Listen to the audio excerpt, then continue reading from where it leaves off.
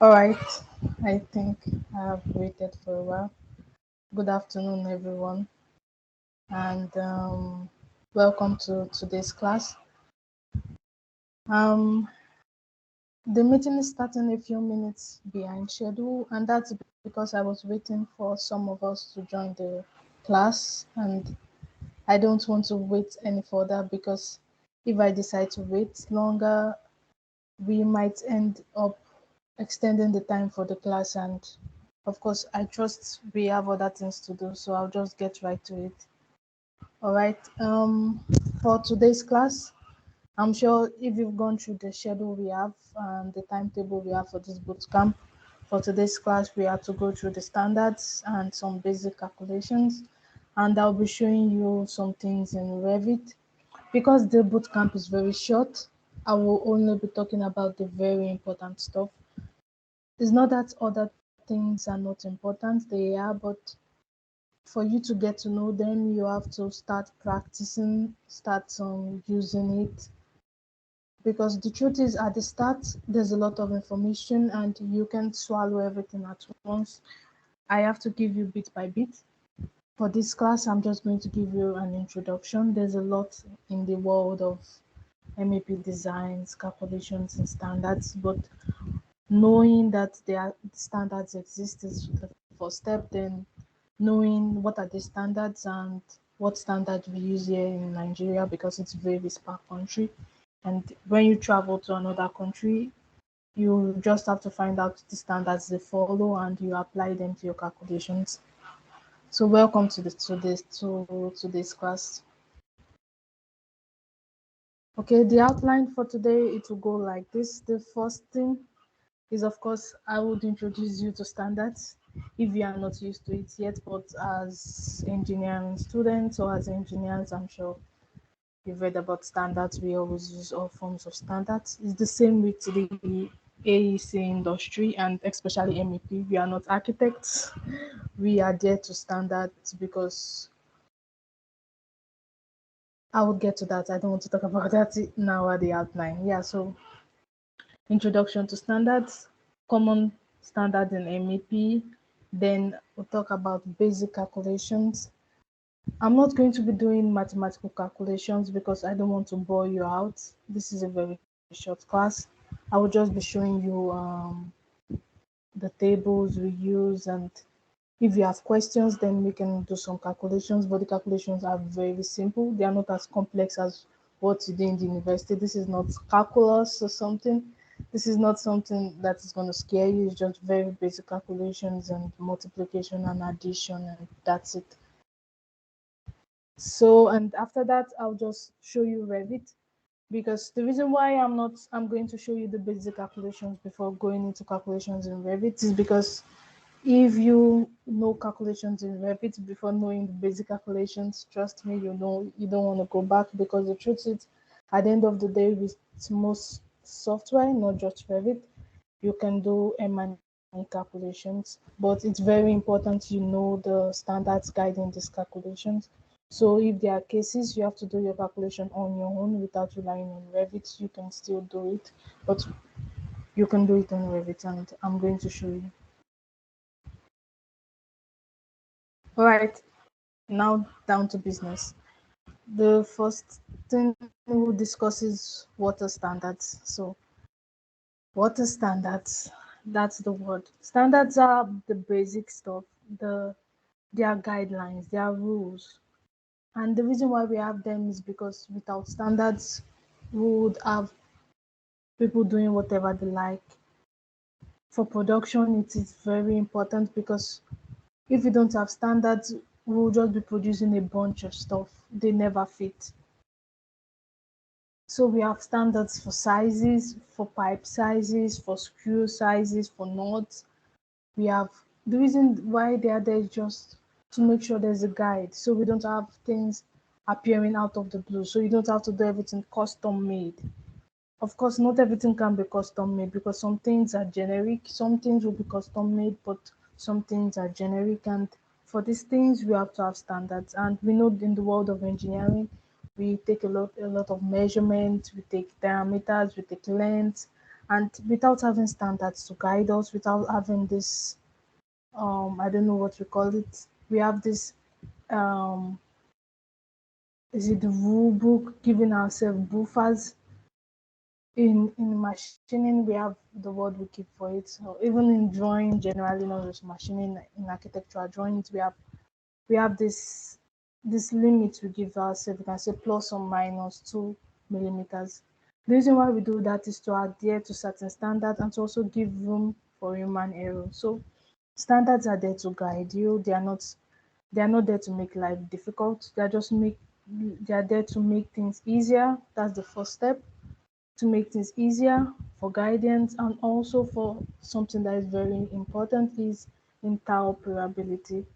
I don't know if you've heard that word before, but what that word means is, just simply put it, is to make things interoperable. Like, if if it works here, if something works in Nigeria, it can work in the UK, it can work in the US, because we adhere to certain standards. So if things are not interoperable, then it doesn't make any sense. And that is one of the things we are working on right now in the BIM world. Having the fact that your model was developed in Revit doesn't mean someone working in ArchiCAD can't open the model. So that's why we're having some kind of format, just to have a standard, to have something that makes it match. Just the way you have a screwdriver will open a nut regardless, so far it's the right size. Even if it was produced in Germany, or it was produced in the US or in Nigeria or in Canada, it's gonna unscrew a nut if it's the right size. And that's because the screwdriver was produced to a certain standard. That's exactly what I'm talking about. So let's look at some of the common organizations that produce some of the standards we use. And I'm sure some of you will be familiar with some of these names, because they are quite popular in the M&E, not just in the M&E industry, but they are quite popular. For SIPSE, if you've heard of SIPSE, SIPSE is very popular because it is one of the basic blocks for plumbing and engineering. If you're into M&E design and you have to work on, maybe on a plumbing system or drainage system, something that has to do with pipes or something, when you have things like that, you work with SIPSE. And the SIPSE is based in the United Kingdom, and because of this, we use it in Nigeria because, of course, we speak English and we were colonized by the Britons. But the thing about SIPSE is, I'm going to write, I think right after I'm done with this presentation, very quickly, I'm going to show you some of the books I have. I have some books and some guiding materials on this, so you can look at it. But what SIPSE does, it has something we call the plumbing guide, which is very basic. I don't know if I should stop this presentation just to run through that, but I'll show that soon. Let me continue with this. So it's the plumbing. It has a plumbing guide and it's very useful. It's not just for plumbing, for all kind, anything that has to do with piping. SIPSE gives a very good standard. And the important thing I want you to know about these standards is most of them are like interoperable. The fact that it works here, if you do your calculations according to SIPSE standard, or you make sure you quote it, you make sure you state it clearly after your calculation, so that whoever is going to review your drawings or review your work will be like, okay, I want to see the guidance standard. It checks, and if it matches what they want, they say, okay, this is what we want. And if they want you to change it, it's something that can be easily changed since you've adhered to a standard. Same, we have ASHRAE. ASHRAE is very popular. It's for the HVAC industry. It started in America, but it's spread all over the world right now. We have ASHRAE chapters in the Middle East, in Africa, in Canada, in most parts of the world. In Europe, they don't really use ASHRAE, but recently, I think most of the work I've been doing, I've seen a lot of archery. So archery is everywhere now. So it is it is a very important guiding block too. We use it for HVAC calculations. If you've done courses on refrigeration and air conditioning while in school, you must have seen ASHRAE standards, especially the ASHRAE, um, is it 9001? Yes, I think that is a very popular one. It's it shows just the standards. What the standard does it first we have all kinds of HVAC systems. So based on the types of HVAC systems, they have codes. Then under them you have subtypes. Then we have subtypes under the subtypes. So all these have codes, which as you use it, I'm not going to go into defining the codes and all that. It's unnecessary for you right now. But what is important for you to know is that they do exist, and they are there to guide you. And if you want to calculate something, don't just go and pick up your book and use rule of thumb, which I'll still go through. The rule of thumb is just for you to use when you want to do a rough estimate, or when someone asks you maybe out of the blue or something, then you can just do the calculation in your head and give him an answer. But when you want to design, you don't do that.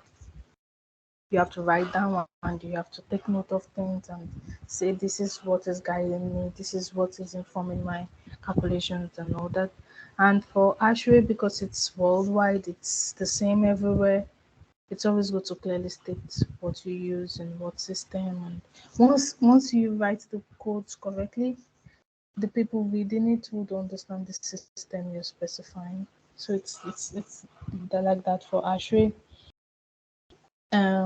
ASME is very popular, but it's not really for only M&E, it's everywhere. They guide the production of machine parts and all that. I won't go into ASME because we don't use them for calculations, but it's good for you to know them because you see their codes everywhere, everywhere.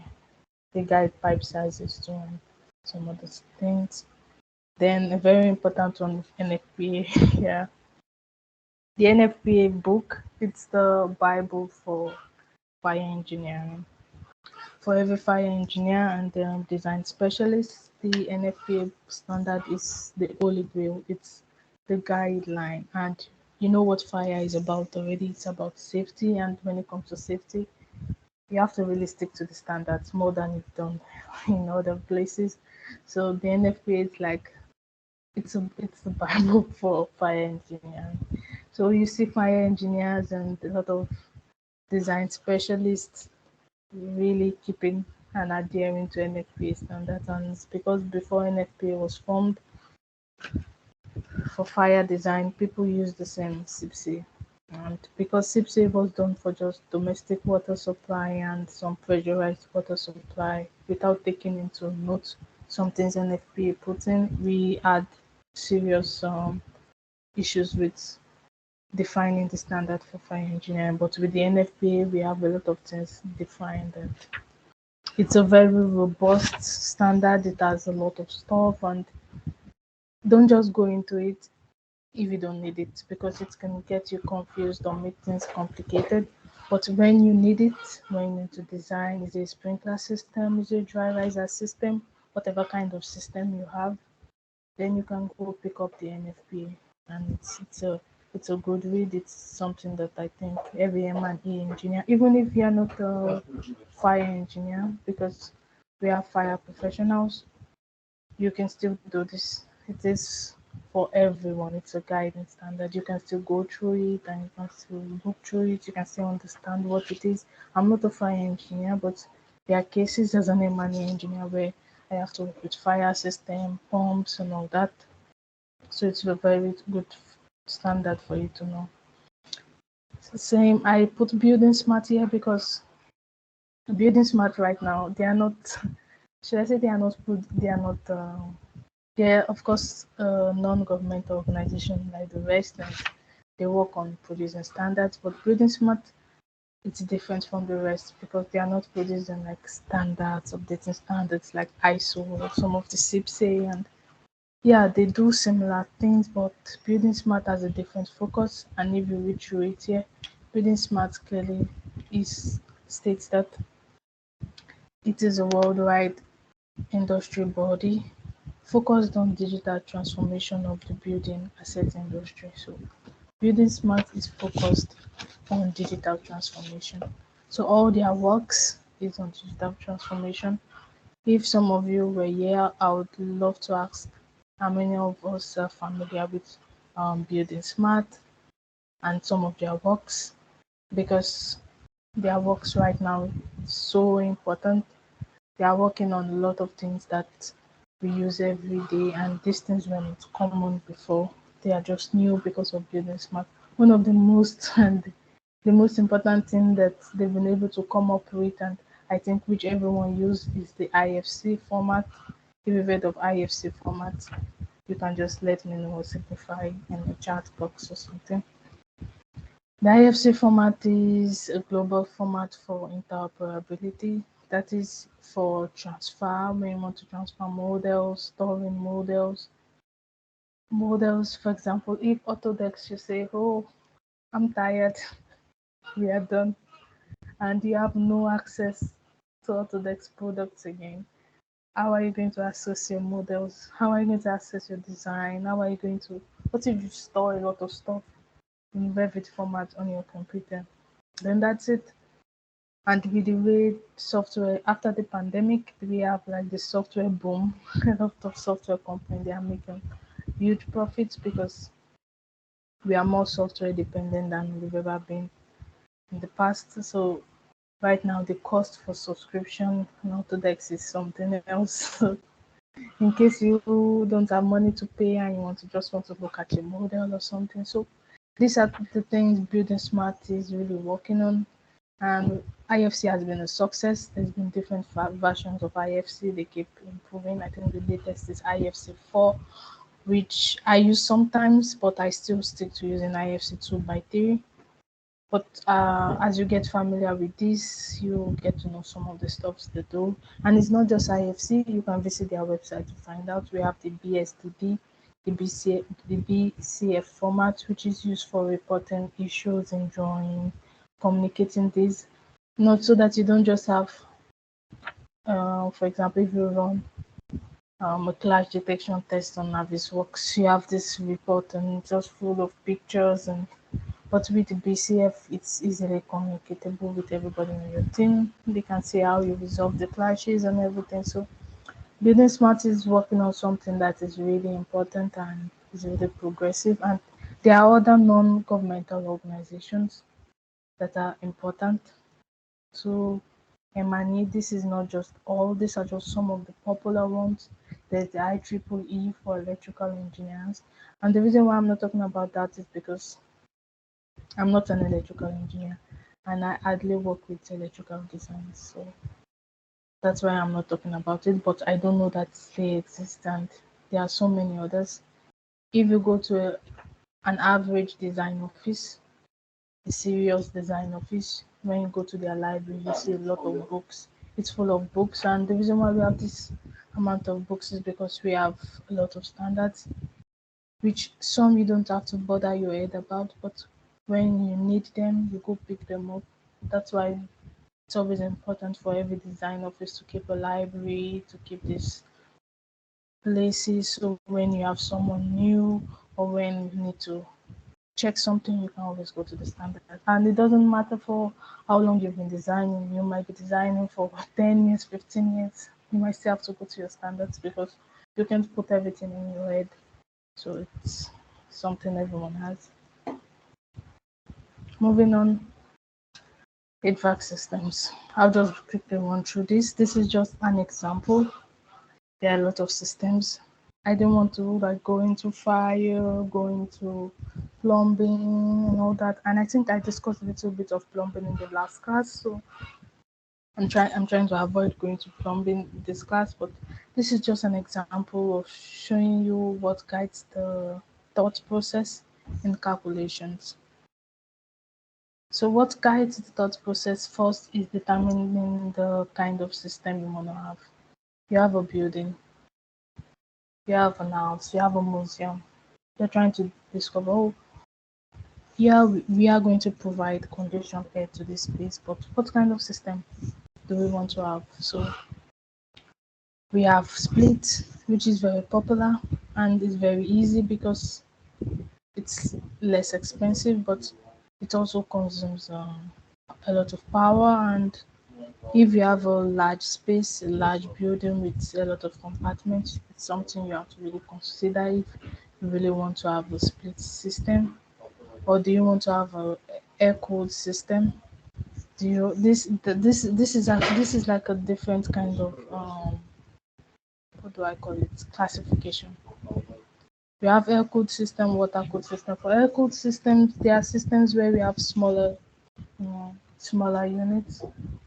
But when you are cooling a very large space, an industrial space, and you really need a lot of um, should I say, a lot of energy to remove the heat in your system. You have to get a water cooled system because it's only water that can extract the amount of heat you want per time. So when you have a huge factory or something and you really need to cool, so it's always good you have a water cooled system in your evaporator area. Same, we have the split and we have packaged unit. I explained that. I'm not sure if anyone has questions on this, but for the split and package, it's common. So I think everyone knows that centralized system and all that. Do you have questions on that? Check if anyone joined the meeting. Okay, I think I will just go ahead. Okay, cooling load calculation method. Yeah, these methods are all based on the ASHRAE standards, and we have transfer function method, we have the cooling load temperature differential. That's like cooling load factor. Because per calculation, there are different things you calculate. Do you want to calculate the amount of energy needed to keep the room at a certain temperature? Are you considering the heat loss in the area, or are you saying the heat loss is negligible and all that? You can see at the end of this the root. These three methods are well documented in the ASHRAE Handbook Fundamentals 2001. This is an old book. They have a new one. So the third option is the total equivalent temperature differential, which is not as complicated as it sounds. It's just taking note as temperature differential, that is what is the outdoor temperature, what is the indoor temperature, what is, and we also know if you've taken a course on refrigeration and air conditioning, this difference it's not constant. Like we all know that we have seasons to change, and even not just seasons, within a day we don't have constant temperature outside. We have an average, which sometimes it varies. In the morning it can be so cold, in the afternoon it's so hot, in the night it's average. So because we have this variation, we the calculations for HVAC it can get complex. So we have certain softwares that help. But if you are doing something very basic, if you are doing something just to get a rough estimate, then it's better just to use the temperature differential or the cooling temperature load differential method. So for HVAC, there's something I just think it's important for me to mention because we use the ASHRAE standards, and not just we in Nigeria, I think all over the world, we all use the ASHRAE standard. Excuse me. So for the ASHRAE standard, we Americans use the imperial unit system, and for some of us, we stick to the SI system, and because of that, we have to do a lot of conversion to working with the standard. But recently, ASHRAE has released one of their handbooks. They always do this. They release handbooks with SI units and release handbooks with with the imperial for people in the United States. But because of some of us, we use the old books, some of the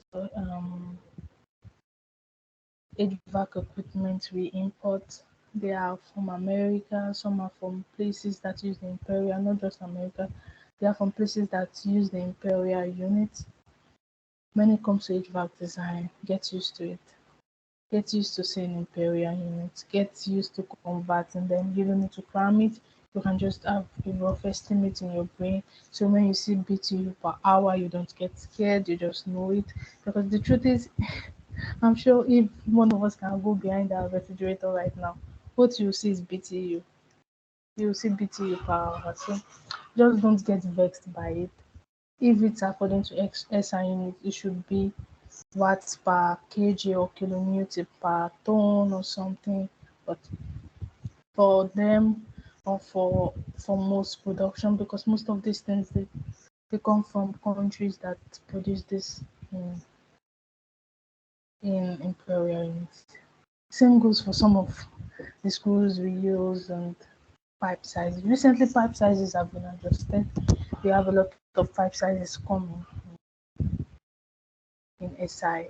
We have a lot of pipe producing company giving you their catalogs in SI. Before we didn't have that, we have just Imperial, because the truth is there's a like a slight I don't want to use this legal term, but it's called dichotomy.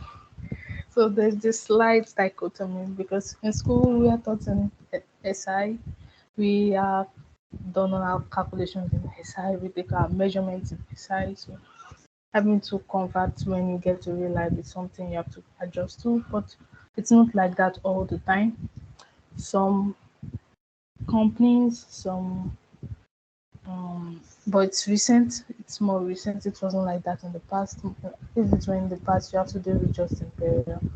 But recently, you have a lot of books, a lot of catalogs, a lot of manufacturers coming with their productions in SI. So it's good and it's not so difficult. But the truth is, it's going to take some time to get used to, because the artisans, that is the more technical people, the people that have to learn this more as a trade and everything, they are taught in imperial units. If you notice it, if you talk to a plumber or your pipe fitter or a welder, he's going to tell you his measurements in imperial units. You see, bring that half-inch pipe for me. Oh, it's 3.5. You might be confused. Is it 3.5 meter? Is it 3.5 meter? He's talking about in inches, and that's because that is how they were taught, and they were taught using this. It's not really old, but it is kind of old, but that's how they were taught. So it's very important for engineers, MEP engineers, and you just starting in the industry to get used to this. Just get used to it. You are going to have it. You are going to convert back and forth. Sometimes you're going to get to buy stuff, to recommend stuff to a client, and the the sizes, they are in imperial units and your calculations are in SI. So just get used to it. Some of the popular ones, for example, if you are buying an extractor, it's always in CFM, which is cubic feet per meter. Most times, most of the company, I think S&P, which is a very popular company for extractor fines, is in CFM and all that. Hardly will you see anyone that's not in CFM. Even in ASHRAE, there's this curve, like our psychometric chart, is in CFM. So it's with the new ASHRAE manual we have in liters per second and all that, but don't be afraid to convert. Don't see it and get agitated or worried. Just convert. If you can't remember the conversion, Google is your friend. It's not something that is complex. Just Google it and do your conversions and just write it. But when you convert, I think it's something that is important for me to mention. Always put the conversion rate you used, because sometimes we approximate stuff too short, sometimes we approximate too long, but just specify so the person going through your drawing, reviewing your work is clear on what you did. And if they are not satisfied to what decimal place you used, they can always know exactly where the problem is, because it will be strange and kind of, it doesn't say well if someone goes through your work and he's like, it's wrong. I did the calculations. It should be 22.5 cubic feet per meter. And maybe your answer is 21 or something. And the reason why there's that difference is because maybe the conversion rate you used, and because you used it two times during the calculation, the disparity from the main answer changes. That's why I say just put it there in the box, right behind it or right beside it, so it's clear to everyone what you're doing. This stuff I'm talking about right now might look kind of not so clear. I don't know the word to it. Some of them might say it's clear, but might be not so clear. And the reason why it's like that is because we are not practicing it, we are talking about it. But if we are practicing it, you understand what I'm saying better. These are examples of the rule of thumbs when we decide to take it. For example, we say, oh, you use the rule of thumb to calculate the pulling load for this space, a space of 22 millimeter. One important question you should always ask is it an office space? Is it a classroom? Is it a sleeping? Is it a bedroom? Is it an hotel? It's important because the rule of thumb varies for these locations. But yeah, we are not taking into fact the occupancy ratio and everything. The reason why we are not taking that into place because it's a rule. We are taking what we call the rule of thumb, a rough estimate, a rough estimate, a rough estimate, just to guide you. So we have in the ASHRAE standard, not just in ASHRAE, we have this. We have ranges that they give per location. You can see in the first we have, it's actually in the book it's more than this. It's because I just opened this, I just took this little area. There's 5.02, there's 5 points, it's a lot. So what this is just saying, if you have a large parameter, you should use this for calculation. If you have a small parameter, if it's a room, if it's an interior space, if it's a large interior space, if it's a small space, we have for offices and the rest. So common requirement, I'll just run through this because this too is very important for me to mention. There are things we consider when calculating. Now, before I go through this, there's something I want to mention again. The reason why I'm not going into just drafting and drawing pipes and all that is because you are engineers and you are meant to design. Yeah, we are going to draft some at some point. It's necessary to draft, but what is more important is the thought process behind it. Anybody can draft, anybody can draw pipes, but not anybody can draw pipes well, trust me. Because drawing pipes can be a nightmare sometimes, but anyone can do it. Where the intellectual work comes into place, what is guiding your pipe drawing? What is the information guiding your pipe sizing? Why are you drawing a 50 millimeter pipe when you should draw a 20 millimeter pipe? Why are you wasting materials, wasting precious pressure, wasting electricity, things like that? So what is the out, for example, you have a tap in the kitchen. At what pressure do you want water to be coming out of your kitchen tap? So this information are what guides our calculations, and that's why we use the things like the pumping guide, which I'm going to show very briefly, just so that we have what know what it looks like and know how to do little calculations even without Revit and all that. Because you can't really do your calculations outside Revit, then you take a piece of drawing, you can mark up your pipe areas, then you just go and draft in Revit or draft in AutoCAD. But I won't say AutoCAD right now, but in the past, that was the process. The process was like this. First, architects they do their work. We get drawings from the architect, which comes in form of like they are conceptual drawings, that is the word, because they are not the finalized drawings. So when we receive the conceptual drawings, we just place them, we look, oh, what we are concerned about areas. We take the areas, we take the sizes, then we plan. Oh, they are 4 bedroom, they are 3 bedroom. We ask the architect, what is this building for? Is it for a family? Is it for rent? Is it for an Airbnb? Is it this and that? Then we use that to just do our calculations and without drafting. What we are doing at that point is what we call the conceptual calculations. We are getting things right, we are getting pipe sizes right from the start, even before drafting, so that when you're done and you mark up, you can just give the drafter to do it. You don't have to do it yourself. Which you can still do it yourself, but in those days, not in these days now that we have Revit, in those days when it was AutoCAD, you have someone that's specialized in drafting and all that. So common requirement. Things we consider for HVAC, we have temperature, air moisture, air purity, air changes, air velocity, redundancy requirement, capacity, sustainability, reliability. Trust me, all these things, they're a lot, but they're all important. They're all important. This should I say no, the words they are familiar words because we use them, but in HVAC we have words that they mean a lot. Like when I mean they mean a lot, they inform a lot in your design process and your calculations. But like relative humidity, it's important. It's a factor that it's important.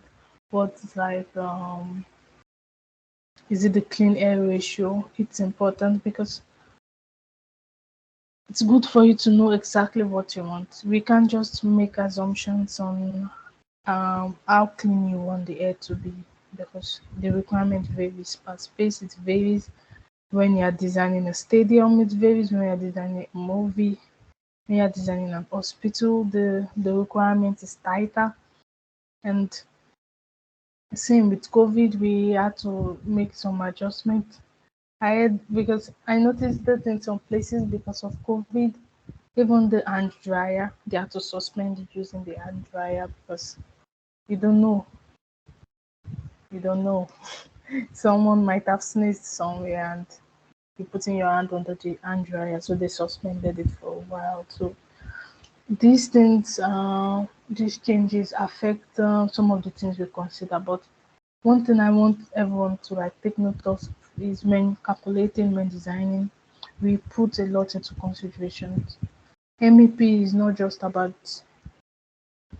drawing pipes or drawing cables or running wires or just putting, oh, this is a room. I put light here, I put light there, I put light there. You don't know why. You don't know why. Maybe in a room of 150, 150. Let me say it's a very large space. Let me just put 50 meters square. You have a 50-meter square space and you don't know what you're doing. You just say, oh, it's a room, it's a space. I want to design. I put a lightning point here. I put one here. I put one here. Maybe you decide to put six, but you don't know why are you putting six. What is the rating of the light bulb you're putting? Why do you need six? Why not eight? Why not four? Why not one? So this there are a lot we put into consideration there as you go into it, as you move from one system to the other. I just thought about HVAC. I made an example with lightning. There's more we put into it. When you're designing for lighting, you consider external lighting, you consider the space requirement, you consider a lot of things. So these things are like just for you to have at the back of your mind while I'm learning how to draft, how to connect wires, how to connect pipes. It's important I know what are the things that guide the design and the thought process. So this is like a list of requirements when designing for a commercial high-rise building. Note what is in front commercial. It varies if the high-rise building is for something else. This particular high-rise building is going to have office space, and sometimes you can have malls on some floors and things like that. So these are some of the things you consider. I'm not going to read through it because it's a lot. So you can read through it when you go through the slides later. Same with the fire system. I can say it's a lot.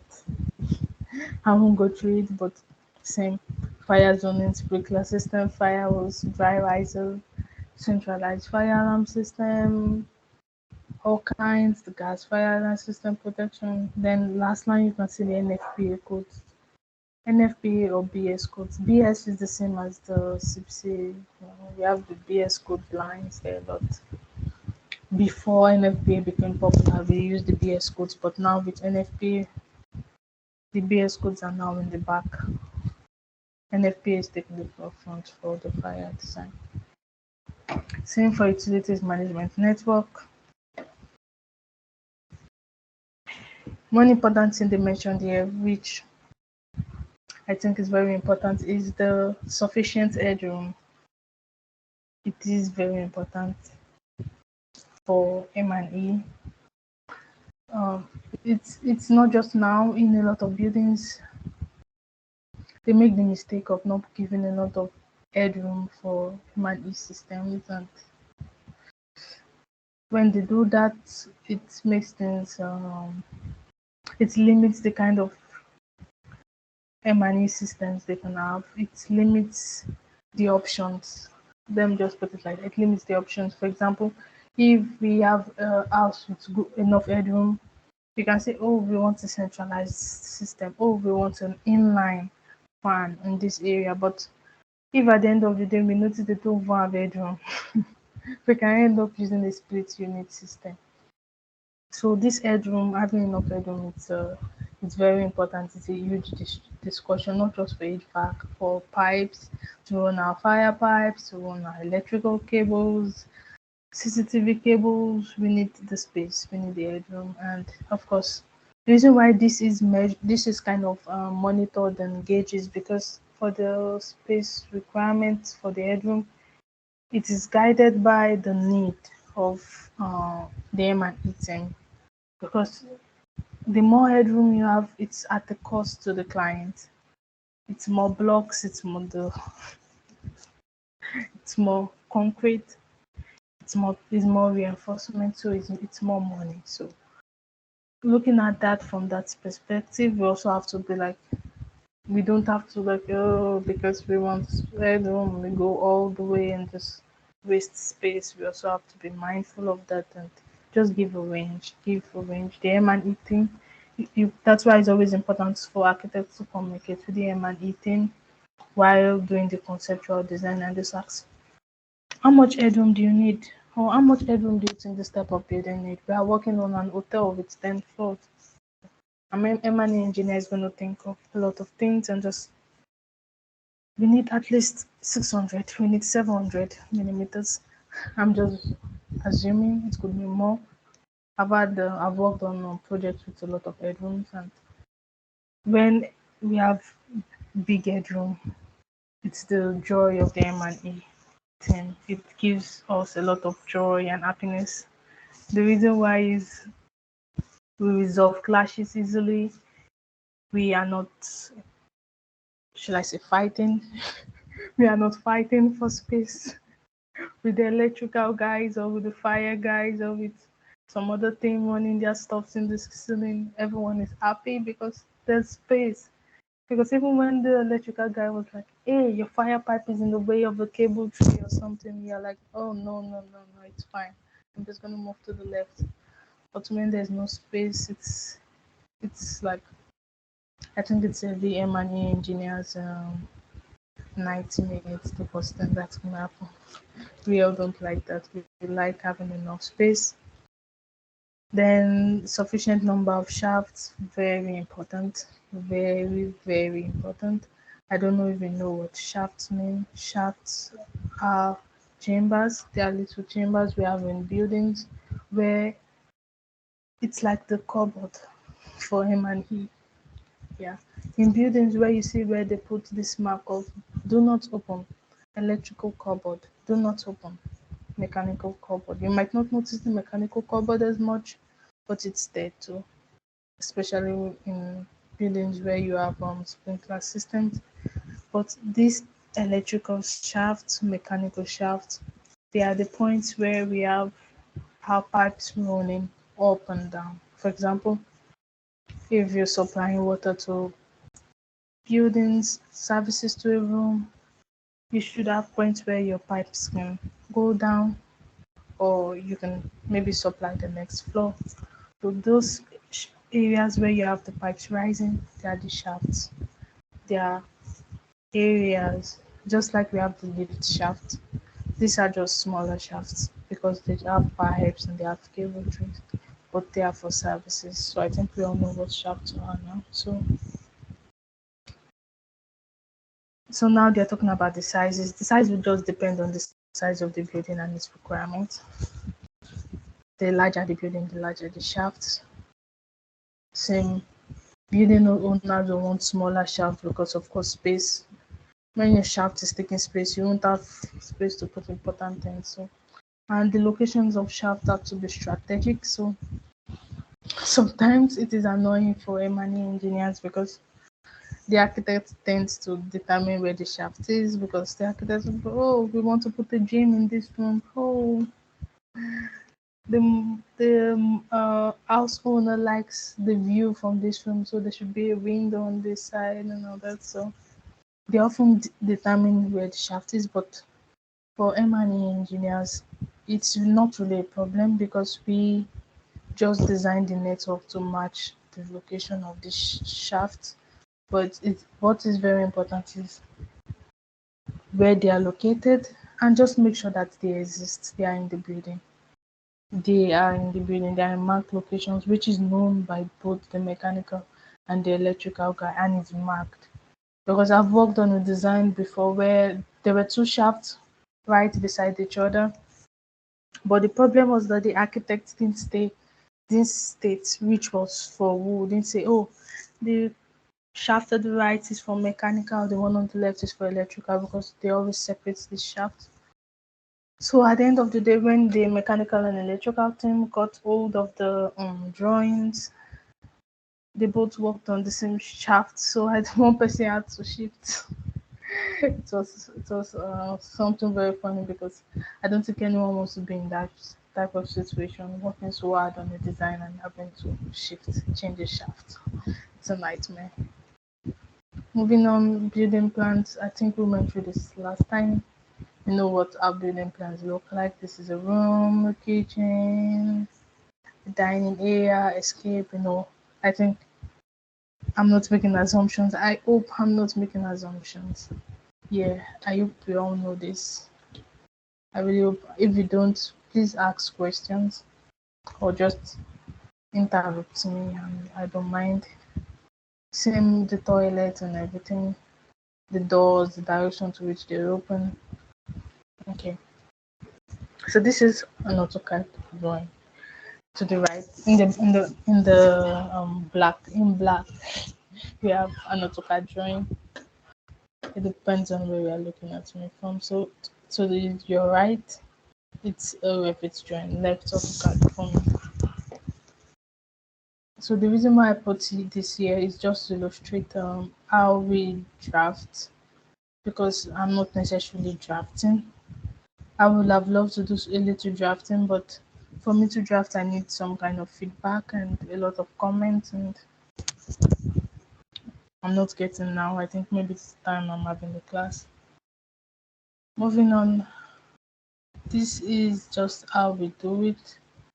There's a pipes here, and for this room, for example, in Revit, these are water supply pipes. You can see their dimensions. We have a 25 millimeter pipe or 20 millimeter pipe, the valves, and access point. These are just symbols to show you that at this point we have when you see a cross, it's mainly the interpretation comes from AutoCAD because we all know we moved from CAD to Revit. So it's like that adaptable form. When you say a cross representative or something like it just shows that at this point we have a water fixture which if the architectural drawing was imported, you are going to see the layout, so you know exactly what is there.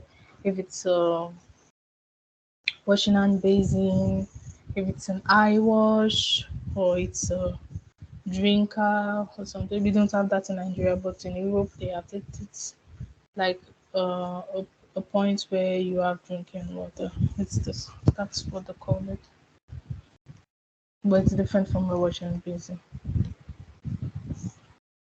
So MEP, the features of Revit MEP,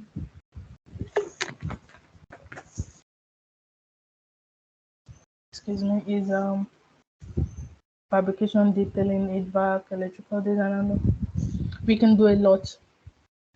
So what this is trying to tell us, these are the things you can do with Revit and more. This is not all. You can do fabrication, the HVAC design, and with the new Revit, I think from 2021, 2022, they stopped this thing of saying Revit MEP because to me, I feel it's no need. It's the same Revit because it has everything we want. The ordinary Revit, I use Revit 2022 and sometimes 2021 right now, and there's no need to say Revit MEP. It's just Revit. You can have your stuff, you can do anything. You can do energy calculations just as you put here. You can do your envelope calculations. You can import out of Revit into Insights and get some stats on your building, energy consumption on your building. Right now, it's Revit is doing a lot of work in the simulation aspect. I'm not an architect, so I don't render, but sometimes I do. Sometimes I do. Because sometimes as an M&A, you have to do some architectural work. That's just it. Same thing for electrical. You can do your lightning design. You can do everything in Revit right now. You can do everything in Revit. The only thing you can't really do in Revit are some. I don't think there's anything you cannot do. So, but even the structural part right now, they are really improving it. You can put in your rebars, the structures of the rebars. You can do everything right in Revit. But I think there are some specialized stuff like bridge design and all. I mean, when you're going into structures, it's just better to move to civil 3D. Yeah.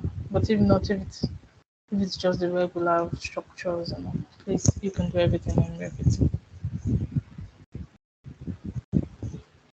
So this example, the reason why I want to talk about 3D objects, it is important. It is important, especially for many engineers. Revit objects or 3D objects are very important. They're important for you to know. You can download Revit families. We have a bunch of them. We have a lot of them. And these Revit families are easy to use because they have their connection points, they are adaptable to pipes. But I put the but. There are sometimes you don't have the Revit family you want. Like it's not in the common family books. Maybe in the next class, I'm going to show you if you come with questions. I hope you come with questions. It's very important because the class is so short.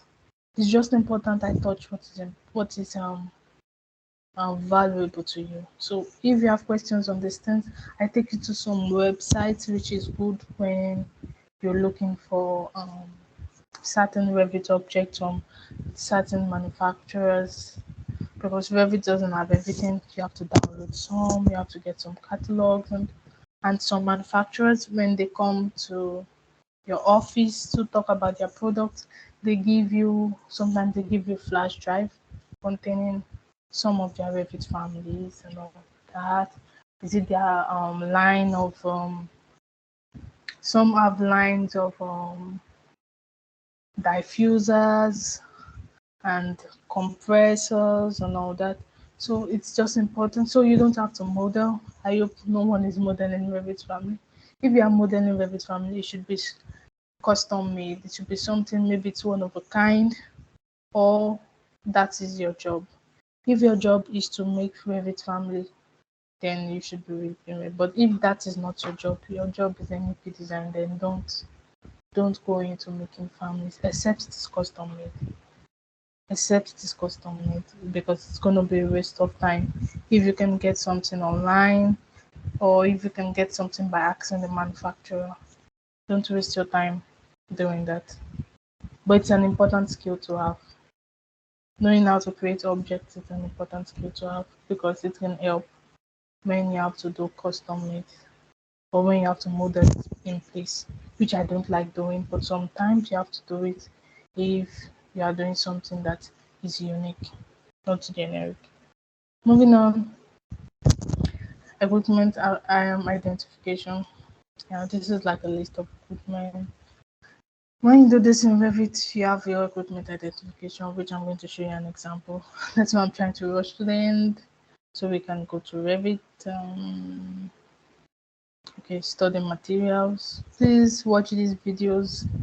The reason why I insist on you watching these videos is because when I come to class here, you don't see me drafting, you don't see me drawing pipes. The only reason why I will do that is if you have questions, or if you tried something, it was difficult, or something didn't work out, then you can share your screen in class, then we can solve it together, or I can show you an example using something I have. Yeah. So, and that's it. Thank you guys. Thank you so much. Okay. Right now, I would just share my screen for a few minutes, show you some things, and if you have more questions, we solve the questions and we answer some of them. I'm sorry. This is the reason why it's kind of slow is because I'm using I'm not using the Teams app, and that's because I have multiple Microsoft accounts at the moment, and it gets complicated when I try to what's the word for it? When I try to log in with this username, log out. So I just avoid that. That's why I'm doing this. So let's move on now. This is a plumbing guide. This is it. This is a plumbing institute. You can see it's from UK. They never designed something, I think, in Lagos. We all have this because it's very important. It's one of the first ones. It follows the BS standard, which is the British Standard Organization and all that. So they have this plumbing institute, which were like one of the first. I think this the first version of this book was in the 18. Is it 18 something? I think so. 1880s, 1800s. Yeah. So now, when you open books like this, they like to start from the basic stuff. What this is trying to show is this is the standard for drinking water.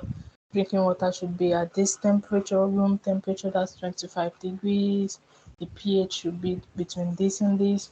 They give a wide range just to give room for location. The pH of the water in Lagos is different from the pH of the water in Abuja, is different from the pH of the water in Port Harcourt. It just varies per location. So just give a wider range so that we can have something that is consumable for all humans and it's not so difficult to achieve. So we have other things to look out for. I won't go through that. I'm not a chemical engineer. So now they give a typical household, how water is being used, how the WC takes 32% of the total consumption in an household. You can see what they put a resident. This is an house where we have people living. It's different if it's an hotel, it's different if it's an office, it's different if it's a mall. So this is for a residential building. If you have an home, for example. So what it's trying to say is that in an household, 32% of the total water consumption is used in the water closet. Same with the washing machine. The washing machine takes 12%. In Nigeria, if you don't have a washing machine, that means you spend 12% on cleaning, like washing your clothes, cleaning stuff, washing the kitchen sink consumes 50%. The bathroom 50%, the basin 9%, shower 5%, outside supply, that is maybe you have a garden tap or something. If your gardener is not wasting water, 3%, then miscellaneous. This is just a buffer. That is why this is a standard. It gives a very wide range. This can vary, and you can see it here. They put something that is very important. It said for guidance on total water demand for typical buildings, refer to this table. And these figures are from the number of these sources. They put the BS standard, which is very important. BS standard 6,700, SIPSE, and all that. That's why I told you when I showed you in the previous slide, SIPSE, I just showed you that to know that these standards govern our calculations for water and for water demand. And these are the other examples. I'll rush through this very quickly. Kinds of buildings, one bed, two bed. You know it already. The hotels, the what they call it, the offices, the shops, and the factories. So these are just examples of building types, and they just keep. You can see they put. This is like the rule of thumb for plumbing. Like when you want to approximate, if you have a one bed, you have 210 liters per bedroom. If you have a two bed, you have 130 liters per bedroom. A three bedroom, you calculate 100 liters per bedroom. Then if you have more a five bedroom, you can still calculate 100 liters of water consumption per day per bedroom. So these are just things we use when we calculate the water demand. Same as you go further into the standard, you are going to see there's this chart we always use when we want to not this one, but when we want to take pipe sizes. That chart is like in my former office where I used to work. Yeah, this is, I don't know, this is not the chart for pipe sizing, but it looks something like this. It's a very important chart. So that particular page in the standard, it is almost wearing out because every time someone opens the standard, we always want to go to that page because it's like the holy grail of pipe sizing. So yeah, this is just one of the examples I wanted to show you about standards. This is a catalog from S&P just to show that M&E engineers, we have a lot of books. We receive a bunch. Just imagine um, for every manufacturer you work with, or for every product. Imagine you are designing an HVAC system. Do you know how many companies are going to send you catalogs, send you books? So we have a lot of books. We are people that we work with a lot of books. I don't know which project I should open because I can't just open any project. Some of these projects are personal, private projects. Let me open this sample systems project. I hope it is fast. I'm sorry about the delay. While we wait for my Revit to respond. And I think the reason why it's slow is because I have a lot of software on my laptop, which I don't know. I use most of them. Yeah, I use most of them, but not all of them. But I don't want to uninstall them. So I just wait while Revit does that.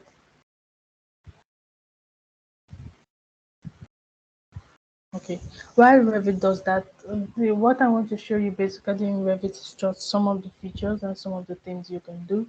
And if you've been following the classes and what I've been saying, and you've watched some of the videos, you can see that there's a lot you can do.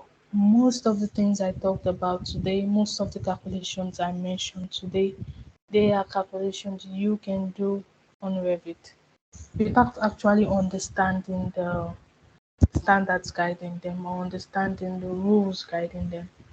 but you can just do them on your own. You know what I mean? Yes, exactly. You can do them on your own without you doing it the not the hard way, but the regular way. But you need to know how to do it in the unregular way for you to know how to do it in the regular way. Are you able to get me? It's like you need to know how to.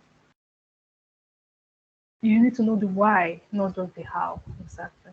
That's it. So you just know. You just see, oh, I use Revit to run a calculation. It gave me 130 liters per second, but you don't know why. What standard is governing the Revit calculation? You didn't check. Oh, this is an electrical distribution board. Hey, not my forte because I'm not an electrical person. But either way, we are going to just browse through the project briefly. So sometimes I hide my project browser and my property bar. Not my fault, but because I want to have a big view of what I'm working on, so I hide them. But this is a power distribution. But it has the plumbing, it has the power. This is just a 3 level. You can go to the 3D view. Never forget this button on your Revit. It's important because sometimes you just want to see exactly what you're working on. You just click on the magic button, it takes you there. Okay, you can see how large the project was. But when we were looking at the electrical board, I was wondering that what was taking this project so long to load. I didn't know it was this big. I would have chosen something smaller. See that it doesn't matter. It's going to serve our purpose. So you can see this is, I don't know, maybe this is a school. This is like sample electrical boards. These are the ducts of HVAC pipe ducts. I don't know what I'm saying. Pipes, HVAC ducts, inlet outlets. Now, what I wanted to show about the objects. Let me click. This is a flexible duct. Just click on it to show you something. You can see Revit always attaches all our Revit elements and pipes and everything. It attaches it to a particular floor or something.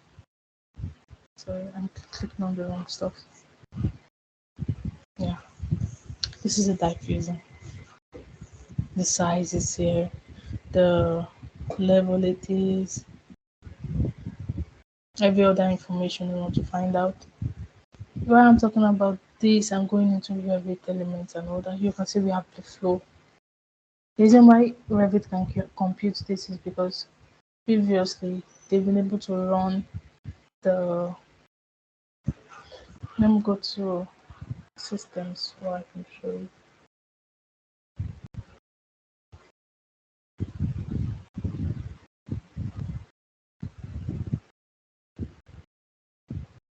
Analyze. So they've been able to analyze and get HVAC zones, then calculate the within Revit, calculate the um, cooling requirement for each space. So when you determine that, you can now choose the type of diffusers you want, the size of the diffusers, not just the size, the mechanical information of the diffuser. For example, this is a supply one. You can see it within the supply subsystem. The total pressure is this, the flow is this. And it's important to notice that if you want to edit type, you're editing the object type. So I always tell people, for example, if you want to create something just slightly different, it's the same object, but you want the diameter instead of 250, you want 200. Don't change the original Revit family that came into your project. Just duplicate. I always duplicate. rename, change the name, put something new. You can put neck 2, just like it's suggested, or something that you remember. You can say neck type 1 or type B or something. Then you can change some of the values of these dimensions. The reason why it's important is because the old dimensions, you might still need them. You might still want to use them for something. You might still need the old one. So always keep record of this old object, even if you want to change and add new dimensions to your Revit elements. I don't know if we have questions on this aspect. Okay.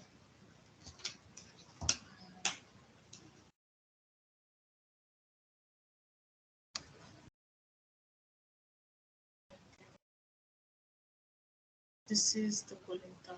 It's on top of the roof, which is a large equipment. I'm telling you the last time, there's no need to bother with this equipment. You can get them online. But this is where you come when you want to create spaces, and these spaces are important for each HVAC calculations.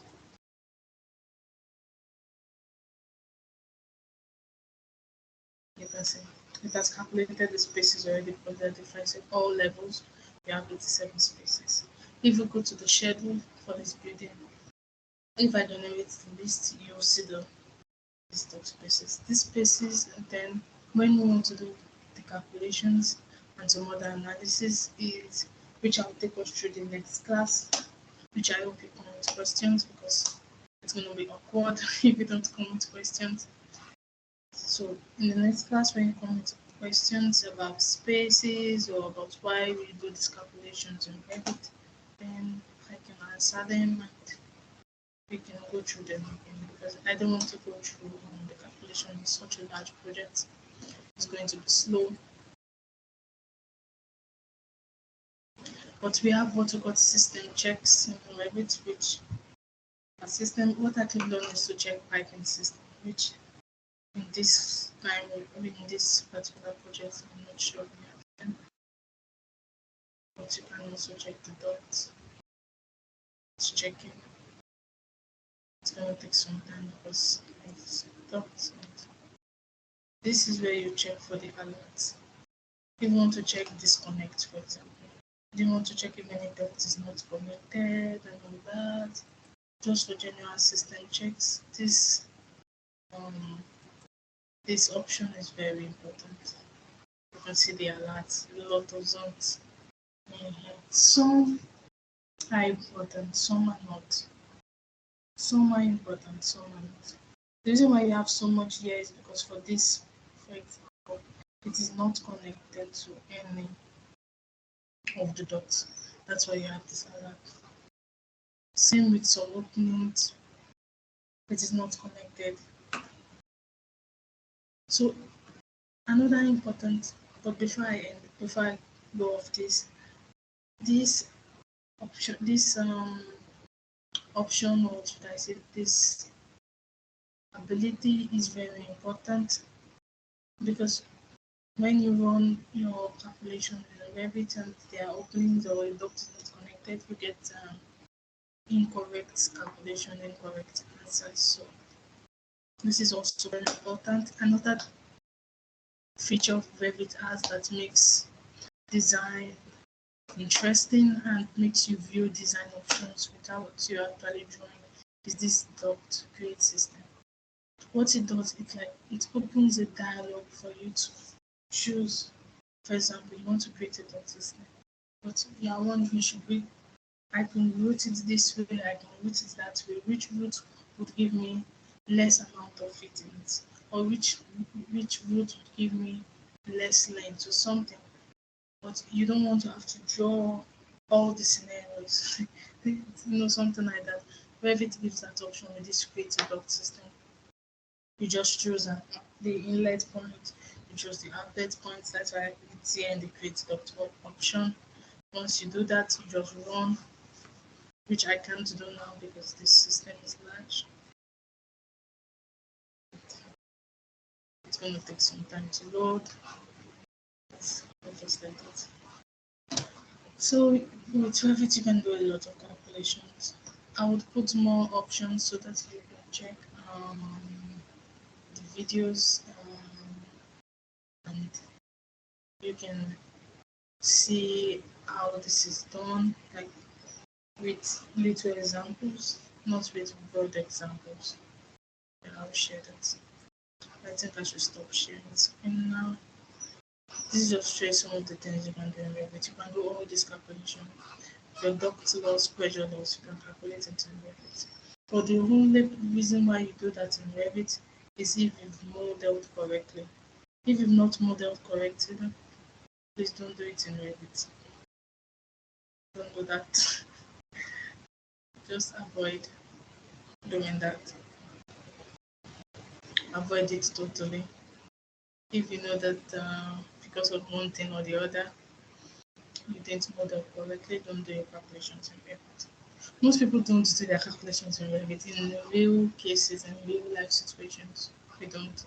And even when we do, we still do our calculations outside Revit. It's very important. Don't just rely on the software. You do your calculations in Revit, you still do it outside Revit. That's why we create spreadsheets that help us keep our calculations on check so that we can attach them to our drawings and all that, which is outside Revit. That's what I'm saying, outside Revit. It's good to know how to use your Revit for all the calculations. Yes, but we are still going to do it outside Revit. So I hope you guys enjoyed today's class. It was good for me. The only part that's not so good it's the response, but it's all good here. It's all fine here. So see you guys in this class and bye.